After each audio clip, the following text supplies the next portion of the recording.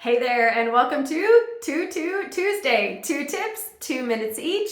One on beauty on the outside, the other beauty on the inside. Today we're going to start with beauty on the outside, and I am going to share some tips on the makeup finishing spray.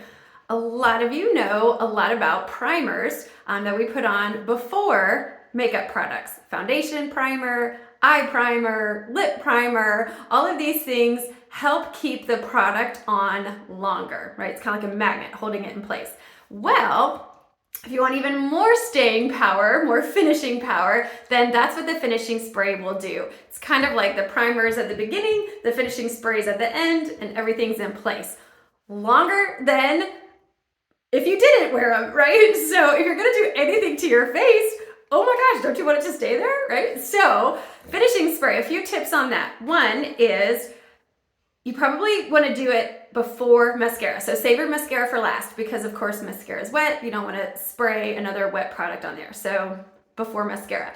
And when you spray your face, you don't want to squish up and create wrinkles, right? Because that's obvious. Okay, so you're going to stay relaxed and just spray in like a X formation, a T, wherever you feel like you didn't hit. And just about like 6 inches from your face. Feels so good. Okay, so it's a really lightweight. Actually, it's weightless. So you'll feel it. It's kind of wetish kind of feeling for a few seconds, but then it dries. There's no droplet looking things. Usually I go back to my jaw just because I feel like I missed it. And it will literally keep everything there.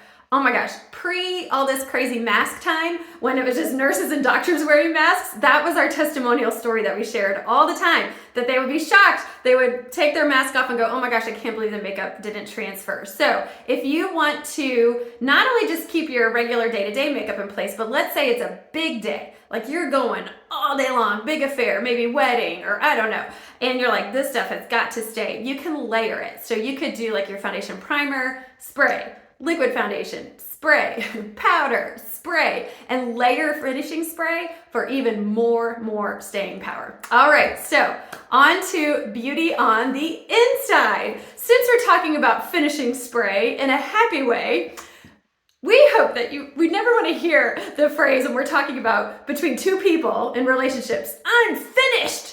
It's okay in makeup, I'm finished, all right? But in a relationship, I'm finished is not a good thing. So today is the day after Valentine's Day. Love is in the air. It should be in the air every day, right? Love should be in the air all the time. So one of the ways that you can help prevent that I'm finished feeling about anyone, really, not just a spouse, kids, coworkers, whoever, right? Is to understand their love language.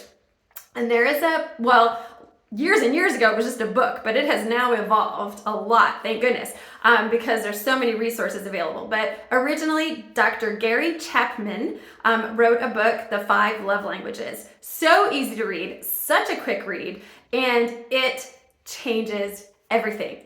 I mean, it's beyond highly recommended. Like, it's a must to, now you can do a quiz, you can go to the website and basically discover not only what's your love language, but also tips to be able to discern what other people's love languages are, and it changes absolutely everything. Basically, the premise of it is that there's 5 basic ways that people's love tanks, right, get filled.